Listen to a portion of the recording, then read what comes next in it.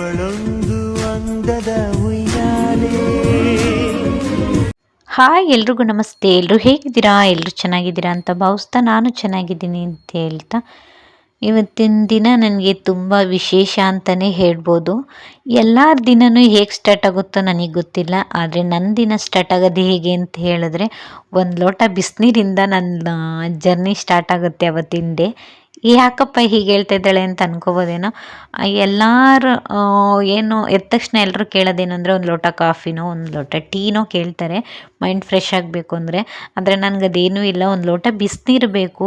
ನಾನು ಜ್ಯೂಸ್ ಕುಡಿತೀನಿ, ಬಟ್ ನನಗೆ ಮಾಡ್ಕೊಳಕ್ಕಾಗಲೇ ಇಲ್ಲ, ನಾನು ಅದನ್ನು ಕುಡಿಲೇ ಇಲ್ಲ, ಮಾಡ್ಕೊಳಕ್ಕೆ ಫ್ರೀ ಸಿಗಲಿಲ್ಲ ಅಂತ ಅಂದರೆ ನನಗೊಂದು ಲೋಟ ಬಿಸಿನೀರಂತೂ ಬೇಕೇ ಬೇಕು. ನನ್ನ ಜರ್ನಿ ಸ್ಟಾರ್ಟ್ ಆಗೋದು ಒಂದು ಲೋಟ ಬಿಸಿನೀರಿಂದ. ಅದಕ್ಕೆ ನಾನು ಹೇಳಿದ್ದು ಏನಂತ ಹೇಳಿ, ನನ್ನ ಜರ್ನಿ ಹೀಗೆ ಸ್ಟಾರ್ಟ್ ಆಗೋದು ಒಂದು ಲೋಟ ಬಿಸಿನೀರಿಂದ ನನ್ನ ಜರ್ನಿ ಸ್ಟಾರ್ಟ್ ಆಗುತ್ತೆ. ನಾನು ಬೆಳಗ್ಗೆ ಎದ್ದು ಜ್ಯೂಸನ್ನ ಕುಡ್ಕೊಂಡು ನಾನು ಹೊರಟಿದ್ದು ನಮ್ಮ ಮಾವರ ಮನೆಗೆ. ಅಲ್ಲೇ ನನ್ನ ಮಕ್ಕಳೆಲ್ಲ ಮಲ್ಕೊಳ್ಳೋದು, ಇಲ್ಲಿಗೆ ಬರೋದು ಅಪರೂಪ. ಆದರೆ ನಾನು ಮಾತ್ರ ಇಲ್ಲಿ ಮಲ್ಕೊಳಕ್ಕೆ ಬರ್ತೀನಿ ಅಷ್ಟೇ. ನನ್ನ ಮಕ್ಕಳೆಲ್ಲ ಅಲ್ಲೇ ಅಭ್ಯಾಸ ಆಗಿಬಿಟ್ಟಿದೆ ಚಿಕ್ಕ ವಯಸ್ಸಿಂದನೂ. ಬರಲ್ಲ ಅವ್ರು ಇಲ್ಲಿ ಕರೆದ್ರೂ. ಅಪರೂಪಕ್ಕೆ ಮಕ್ಳು ಯಾರಾದರೂ ಇದ್ದು ರಜಾ ಇದ್ದರೆ ಬರ್ತಾರೆ, ಇಲ್ಲ ಅಂದರೆ ಬರಲ್ಲ. ಇಲ್ಲಿ ಯಾರು ಮಕ್ಕಳಿರಲ್ಲ ಜಾಸ್ತಿ ಅಂತ ಹೇಳಿ ಬರೋದಿಲ್ಲ, ಅಲ್ಲೇ ಇರ್ತಾರೆ. ನಾನು ಸಹ ಜ್ಯೂಸ್ ಎಲ್ಲ ಕುಡಿದು ಕಾಫಿ ಎಲ್ಲ ಇಟ್ಕೊಟ್ಟು ನಾನು ಹೊರಟೆ. ಇವತ್ತು ನಾನು ಹೋದಾಗ ಇನ್ನೂ ಯಾರೂ ಎದ್ದಿರಲಿಲ್ಲ. ಯಾಕೆ ಅಂದರೆ ನಮ್ಮ ಮನೇಲಿ ಸ್ವಲ್ಪ ಮಲ್ಕೊಳ್ಳೋದು ಲೇಟು, ಅದಕ್ಕೆ ಎದ್ದೇಳೋದು ಸ್ವಲ್ಪ ಲೇಟ್ ಆಗುತ್ತೆ. ನಾನು ಬೇಕಾದರೆ ರಾತ್ರಿ ಎಷ್ಟೊತ್ತು ಎಚ್ಚರಾಗಿರು ಅಂದರೂ ಎಚ್ಚರಾಗಿರ್ತೀನಿ, ಆದರೆ ಬೆಳಗಿನ ಜಾವ ಮಾತ್ರ ಕಣ್ಣು ಬಿಡೋಕ್ಕೆ ಆಗಲ್ಲ. ಆದರೆ ಮಕ್ಳಿಗೋಸ್ಕರನಾದರೂ ನಾವು ಎದ್ದೇಳಲೇಬೇಕು, ಅದಕ್ಕೋಸ್ಕರ ಎದ್ದೇಳ್ತೀವಿ. ಇವು ನೋಡಿ ಡ್ರ್ಯಾಗನ್ ಫ್ರೂಟ್ಸ್ದು ಎಷ್ಟು ಚೆನ್ನಾಗಿ ಅರಳಿದೆ ಅಂದರೆ, ಚೆನ್ನಾಗಿ ಒಳ್ಳೆ ತವರೆ ಹೂ ಥರ ಕಾಣಿಸುತ್ತೆ, ಅಷ್ಟು ಚೆನ್ನಾಗಿ ಅರಳಿದೆ ಹೂವು. ಫಸ್ಟು ಸ್ಟಾರ್ಟಿಂಗು ಪ್ರಥಮ ಬಾರಿಗೆ ಕಾಯಿ ಬಿಡ್ತಲ್ಲ, ಆವಾಗ ನಿಜವಾಗ್ಲೂ ನನಗೆ ಇದು ಡ್ರ್ಯಾಗನ್ ಫ್ರೂಟ್ಸ್ದು ಗಿಡ ಹೂವು ಅನ್ನೋದೇ ಗೊತ್ತಿರಲಿಲ್ಲ. ಸ್ಟಾರ್ಟಿಂಗ್ ನೋಡಿದಾಗ ಇದೇನಿದು ಹೂ ಈಗ ಬಿಟ್ಬಿಟ್ಟಿದೆ, ಹೊರಗಡೆ ಬಂದ ತಕ್ಷಣ ಫುಲ್ಲು ಹರಳ್ಬಿಟ್ಟಿತ್ತು. ಆವಾಗ ನನಗೆ ಅದು ಆವಾಗ ಗೊತ್ತಾಗಿದ್ದು ಡ್ರ್ಯಾಗನ್ ಫ್ರೂಟ್ಸ್ದು ಹೂ ಇಷ್ಟು ಚೆನ್ನಾಗಿರುತ್ತೆ ಅಂತ ಹೇಳಿ. ಅಷ್ಟು ಚೆನ್ನಾಗಂದರೆ ಬೆಳಗ್ಗೆ ಒನ್ ಟೈಮ್ ಅರಳಿತ್ತು, ಸ್ವಲ್ಪ ಬಿಸಿಲು ಬತ್ತು ಅಂದರೆ ಬಾಡೋಗ್ಬಿಡುತ್ತೆ. 1-2 ಅವರ್ ಈ ಥರ ಹರಳಿ 1-2 ಅವರ್ ಹಿಂಗಿರುತ್ತೆ ಅಷ್ಟೇ. ಸ್ವಲ್ಪ ಬಿಸಿಲು ಬತ್ತು ಅಂದರೆ ಅದು ಫುಲ್ಲು ಬಾಡೋಗ್ಬಿಟ್ಟಿರುತ್ತೆ. ನಾನು ನಿನ್ನೆ ರಾತ್ರಿ ನೋಡಿದಾಗ ಅಂದ್ಕೊಂಡೋಗಿದ್ದೆ ಬೆಳಗ್ಗೆಗೆ ಅರಳುತ್ತೆ ಅಂತ ಹೇಳಿ, ಅದಕ್ಕೆ ವೀಡಿಯೋ ಮಾಡಿಕೊಂಡೆ. ನಾವು ಒಂದೇ ಕಡೆ ತಿಂಡಿ ಮಾಡೋದ್ರಿಂದ ನಾನು ಅಲ್ಲಿಗೆ ಹೊರಟೋಗ್ತೀನಿ ಇದ್ದೆ. ನನ್ನ ಮಗಳನ್ನೂ ಸಹ ಎಬ್ಬಿಸಿ ಅವಳಿಗೂ ಸಹ ಒಂದು ಲೋಟ ನೀರನ್ನ ಕೊಟ್ಟು ಕಣ್ಬಿಡಲಿ ಅಂತ ಹೇಳಿ ಮಾತಾಡಿಸ್ತಾ ಇದ್ದೆ. ಅದಾದಮೇಲೆ ನಮ್ಮ ಮನೆಯವ್ರಿಗೆ ತಿಂಡಿ ಮಾಡೋಣ ಅಂತ ಹೇಳಿ ಒಳಗಡೆ ಬಂದೆ. ನಮ್ಮ ಮನೆಯವರು ಫಸ್ಟು ಅಂದರೆ ಸಿರಿಧಾನ್ಯದ್ದು ತಿಂಡಿ ಎಲ್ಲ ತಿಂತಿದ್ರು, ಆದರೆ ಈ ನಡುವೆ ಬಿಟ್ಬಿಟ್ಟಿದ್ರು. ಅದಕ್ಕೋಸ್ಕರ ಸುಮ್ಮನಾಗ್ಬಿಟ್ಟಿದೆ. ಆದರೆ ಈಗ ಮಾಡು ಅಂತ ಹೇಳಿದ್ದಾರೆ, ಅದಕ್ಕೆ ಮೆಂತ್ಯ ಭಾತನ್ನ ಮಾಡೋಣ ಅಂಥೇಳಿ ಮೆಂತ್ಯ ಭಾತನ್ನ ಮಾಡ್ಕೊತಾ ಇದ್ದೀನಿ. ಮತ್ತು ಅವರು ಕಾಳು ಮೊಳಕೆ ಕಟ್ಟಿದ ಕಾಳೆಲ್ಲ ತಿಂತೀನಿ ಮಾಡಿಕೊಡು ಅಂತ ಹೇಳಿದ್ರು. ಅದಕ್ಕೋಸ್ಕರ ಮೊಳಕೆ ಕಟ್ಟಿದ ಕಾಳೆಲ್ಲನೂ ಮಾಡೋಣ ಅಂಥೇಳಿ ಹೆಸ್ರು ಕಾಳನ್ನ ಹುನಿ ಹಾಕಿದ್ದೆ, ಮೊಳಕೆ ಬಂದಿತ್ತು. ಅದನ್ನು ತಿಂತೀನಿ ಅಂತ ಹೇಳಿದ್ರಲ್ಲ ಅಂಥೇಳಿ ಮಾಡ್ಕೊತಾ ಇದ್ದೆ. ನಾನು ಇದನ್ನು ಫಸ್ಟು ಸ್ಟಾರ್ಟಿಂಗ್ ತಿನ್ನುವಾಗ ಹೆಂಗಪ್ಪ ತಿನ್ನೋದು ಹಸಿದನ್ನ ಅಂತ ಅಂದ್ಕೊಂಡೆ. ನಿಜವಾಗ್ಲೂ ತುಂಬ ಚೆನ್ನಾಗಿರುತ್ತೆ, ರುಚಿಯಾಗೂ ಇರುತ್ತೆ, ತಿನ್ಬೋದು, ಆರಾಮಾಗಿ ತಿನ್ಬೋದು, ಅಷ್ಟು ಚೆನ್ನಾಗಿರುತ್ತೆ. ತುಂಬ ಹೆಲ್ತಿಯಾಗಿರೋದನ್ನ ಯಾಕೆ ತಿನ್ನಬಾರ್ದು, ತಿನ್ನಬಹುದು ಅಂತ ಏನು ಡಿಫ್ರೆನ್ಸ್ ಏನಿರಲ್ಲ. ಇವತ್ತು ತಿಂಡಿ ಹೆಸ್ರು ಕಾಳು ಮತ್ತು ಮೊಳಕೆ ಕಟ್ಟಿದ್ವಿ. ಈ ಹೆಸ್ರು ಕಾಳು ಮತ್ತು ಕಡಲೆ ಬೀಜ ಮತ್ತು ಸಿರಿಧಾನ್ಯದ್ದು ತಿಂಡಿನ ಮಾಡಿದ್ದೀನಿ. ನಮ್ಮ ಮನೆಯವ್ರಿಗೆ ಮಾತ್ರ ಮಾಡಿದ್ದೀನಿ.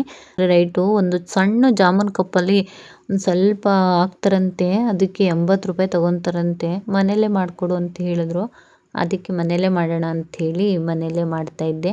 ಅವ್ರು ಸ್ವಲ್ಪ ವೆಯ್ಟ್ ಗೇನ್ ಆಗಬೇಕು ಅಂಥೇಳಿ ಇದನ್ನೆಲ್ಲ ತಿಂತಾಯಿದ್ದಾರೆ.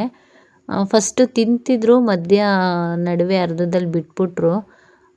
ಇದಕ್ಕೆ ಒಂದು ಲೋಟ ಗಂಜಿ ಏನೋ ಕೊಡ್ತಾರಂತೆ, ಹಾಗಲಕಾಯಿ ಕೊಡ್ತಾರಂತೆ. ಅದಕ್ಕೆ ಅದನ್ನೆಲ್ಲ ನಾವೇ ಮಾಡ್ಕೋಬೋದು ಅಂಥೇಳಿ ಮನೇಲೇ ಮಾಡೋಣ ಅಂಥೇಳಿ ಮನೇಲೇ ನಮ್ಮ ಮನೆಯವ್ರಿಗೆ ಮಾಡಿಕೊಟ್ಟೆ. ಅವ್ರಿಗೆ ಸಿರಿಧಾನ್ಯದ್ದು ಏನು ಮಾಡಿಕೊಟ್ರು ತಿಂತಾರೆ, ಅವ್ರಿಗೇನು ಇಷ್ಟ ಆಗಲ್ಲ ಅಂತಲ್ಲ, ತುಂಬ ಖುಷಿಪಟ್ಟು ತಿಂತಾರೆ ಸಿರಿಧಾನ್ಯದ ತಿಂಡಿ ಎಲ್ಲ. ನಮಗೆಲ್ಲ ಅಷ್ಟು ಇಷ್ಟ ಆಗಲ್ಲ, ಅದಕ್ಕೆ ನಮಗೆ ರೊಟ್ಟಿನ ಮಾಡ್ಕೊಂಡಿದ್ವಿ, ಬೀಟ್ರೂಟ್ ಪಲ್ಯ ಮಾಡಿ ರೊಟ್ಟಿನ ಮಾಡ್ಕೊಂಡಿದ್ವಿ. ಇದು ನಮ್ಮ ತಿಂಡಿ. ನಾನು ಸಹ ಹೆಸ್ರು ಕಾಳನ್ನ ತಿನ್ನೋಣ ಅಂತ ಹೇಳಿ ತಿಂತಾಯಿದ್ದೆ. ಇವಾಗ ಊಟದ ವಿಷಯ ಅಂತ ಬಂದ್ರಂತೂ ಏನಂತ ತಿನ್ನೋದು ಅಂತಲೇ ಗೊತ್ತಾಗಲ್ಲ. ಯಾಕೆ ಅಂತ ಹೇಳಿದ್ರೆ ಯಾವ ಸೋಷಿಯಲ್ ಮೀಡಿಯಾದಲ್ಲಿ ನೋಡಲಿ ರಾಗಿ ತಿನ್ನಬೇಡಿ, ಅನ್ನ ತಿನ್ನಬೇಡಿ, ಚಪಾತಿ ತಿನ್ನಬೇಡಿ, ಸಿರಿಧಾನ್ಯ ತಿನ್ನಬೇಡಿ ಇದನ್ನೇ ಹೇಳ್ತಾರೆ. ಇನ್ಯಾವ್ದು ತಿನ್ನೋದು? ಹಿಂದೆ ಎಲ್ಲ ಮುದ್ದೆ ಎಲ್ಲ ಊಟ ಮಾಡ್ತಿದ್ರು, ಅವರೆಲ್ಲ ಚೆನ್ನಾಗಿರ್ಲಿಲ್ವಾ? ಎಲ್ಲರೂ ಚೆನ್ನಾಗೇ ಇದ್ದರು. ಒಂದು ಲೆಕ್ಕದಲ್ಲಿ ಹೇಳಬೇಕು ಅಂದರೆ ಅವತ್ತಿನ ಫುಡ್ಡು ತುಂಬ ಪ್ಯೂರ್ ಆಗಿರ್ತಿತ್ತು. ಆದರೆ ಈಗಿನ ಫುಡ್ಡು ತುಂಬ ಕೆಮಿಕಲ್ಸ್ ಹಾಕಿ ಬಳಸ್ತಾರೆ. ಆದರೆ ನಿಜ. ಆದರೆ ಅನ್ನ, ರಾಗಿ, ಮುದ್ದೆ ಇವನ್ನೇ ತಿನ್ನಬೇಡಿ ಅಂತಂದರೆ ಇನ್ನೇನು ಊಟ ಮಾಡೋಕ್ಕಾಗುತ್ತೆ? ತರಕಾರಿ ಬರೀ ತರಕಾರಿನೇ ತಿನ್ಕೊಂಡು ಇರೋಕ್ಕಾಗಲ್ಲ. ಅನ್ನ, ಮುದ್ದೆ, ಚಪಾತಿ ಅಂತೂ ಬೇಕೇ ಬೇಕು. ಸ್ವಲ್ಪ ಲೈಟಾಗಿ ತಿನ್ನಬೇಕು. ನಾವು ಬೆಳೆಯೋದನ್ನ ನಾವೇ ತಿಂದಿಲ್ಲ ಅಂದರೆ ಏನು ಪ್ರಯೋಜನ ಹೇಳಿ? ರೈತರ ಮಕ್ಕಳಾಗ್ಬಿಟ್ಟು ಅನ್ನ ಮುದ್ದೆ ತಿನ್ನೋಕ್ಕಾಗಲ್ಲ ಅಂತಂದರೆ ಅದು ಇದು ತಿನ್ನಬೇಕು ಅಂತ ಹೇಳಿದ್ರೆ ಆಗುತ್ತಾ? ಅದನ್ನೇ ನಾವು ಊಟ ಮಾಡೋದೇ ರಾಗಿ ಮುದ್ದೆ, ಅನ್ನ. ನಾವು ಪ್ರತಿನಿತ್ಯ ರಾಗಿ ಮುದ್ದೆ ಅಂತೂ ಬೇಕೇ ಬೇಕು ನಮಗೆ. ಇನ್ನು ನನ್ನ ಕನಸು ಅಂತ ಹೇಳಿದೆ ನಾನು. ಅದೇನಪ್ಪ ಕನಸು ಅಂತ ಹೇಳಿದ್ರೆ ನನಗೆ ನನ್ನ ಮಗಳಿಗೆ ಭರತನಾಟ್ಯ ಕ್ಲಾಸ್ಗೆ ಹಾಕಬೇಕು ಅಂತ ತುಂಬ ಆಸೆ ಇತ್ತು. ಯಾಕೆ ಅಂದರೆ ನನಗೆ ಭರತನಾಟ್ಯ, ಸಂಗೀತ ಅಂದರೆ ತುಂಬ ಇಷ್ಟ. ಆದರೆ ಏನು ಮಾಡೋದು, ನನಗೆ ಡ್ಯಾನ್ಸು ಬರಲ್ಲ, ಸಂಗೀತನೂ ಬರಲ್ಲ. ಅದೇ ತುಂಬ ಸಾಂಗ್ಗಳನ್ನ ಕೇಳ್ತೀನಿ. ಒಬ್ಬಳೇ ಇದ್ದಾಗ ಮನೇಲಿ ಸಾಂಗ್ನ ಹಾಕ್ಬಿಟ್ಟು ಕೆಲಸನ ಮಾಡ್ಕೊತೀನಿ. ಅಷ್ಟು ಇಷ್ಟ ನನಗೆ ಸಂಗೀತ ಅಂತ ಹೇಳಿದ್ರೆ. ಆದರೆ ನಾವು ಬೆಳೆದು ಬಂದಿರೋ ವಾತಾವರಣದಲ್ಲಿ ಈ ಸಂಗೀತ ಎಲ್ಲ ಇದ್ದಿದ್ದರೆ ಕಲಿತಿದ್ವೋ ಏನೋ ನಿಜವಾಗ್ಲೂ ಗೊತ್ತಿಲ್ಲ.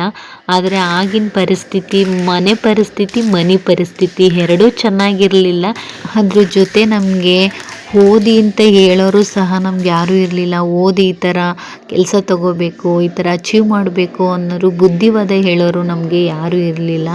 ಅದಕ್ಕೆ ಅನಿಸುತ್ತೆ ನಾವೇನೂ ಆಗಲಿಲ್ಲ. ಆದರೆ ನಾವೇನೂ ಆಗಿಲ್ಲ ಅಂತ ಹೇಳಿ ನಮ್ಮ ಮಕ್ಕಳನ್ನ ನಾವು ಹಂಗೆ ಬಿಡಲ್ಲ. ಪ್ರತಿಯೊಂದು ತಂದೆ ತಾಯಿಗೂ ಒಂದು ಆಸೆ ಇರುತ್ತೆ. ಏನಪ್ಪ ಅಂತ ಹೇಳಿದ್ರೆ ನಾವು ಏನನ್ನ ಆಸೆನ ಇಟ್ಕೊಂಡಿರ್ತೀವಿ ಆ ಆಸೆ ಈಡೇರಿರಲ್ಲ.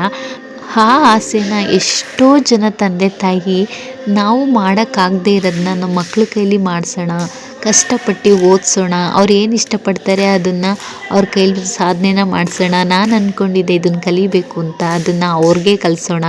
ಆ ಥರ ಶೋಕಿ ಮಾಡಿಸೋಣ, ಇಲ್ಲ ಆ ಥರ ಯಾವುದೋ ಒಂದು ಸ್ಪೋರ್ಟ್ಸ್ಗೆ ಹಾಕೋಣ ಅನ್ನೋ ಒಂದು ಆಸೆ ಇರುತ್ತೆ. ಅದೇ ಥರ ನಾನು ಸಹ ನನ್ನ ಆಸೆನ ನನ್ನ ಮಗಳ ಮುಖಾಂತರ ಈಡೇರಿಸ್ಕೋಬೇಕು ಅಂತ ಅಂದ್ಕೊಂಡಿದ್ದೀನಿ. ಹಾಗಂತ ಹೇಳಿ ಅವಳನ್ನ ಬಲವಂತದಿಂದ ನಾನು ಸೇರಿಸಿಲ್ಲ. ಅವಳನ್ನ ಕೇಳಿ ಅವಳು ಇಷ್ಟಪಟ್ಟು ನಾನು ಸೇರ್ಕೋತೀನಿ ಅಂತ ಹೇಳಿದ್ದಕ್ಕೆ ಕರ್ಕೊಂಡೋಗಿ ಸೇರಿಸ್ದೆ. ಫಸ್ಟೇ ನಾನು ಹೋದಾಗಲೇ ಅವರು ಕೂರಿಸ್ಕೊಂಡಿದ್ರು ಅವಳನ್ನು. ಆದರೆ ಅವತ್ತು ಏನು ಹೇಳ್ಕೊಟ್ಟಿರಲಿಲ್ಲ. ಇನ್ನು 2ನೇ ದಿನ ಬಂದು ಅವಳಿಗೆ ಇಂಟ್ರೆಸ್ಟ್ ಇದೆಯಾ ಏನು ಕೇಳೋಣ ಅಂತ ಹೇಳಿ ಮೇಡಮ್ ಕೇಳಿದ್ರು. ಇಲ್ಲ ನಾನು ಬರ್ತೀನಿ ಅಂತ ಹೇಳಿದ್ರು. ಅದಕ್ಕೆ ಯೂನಿಫಾರ್ಮ್ ಕೊಟ್ಟರು.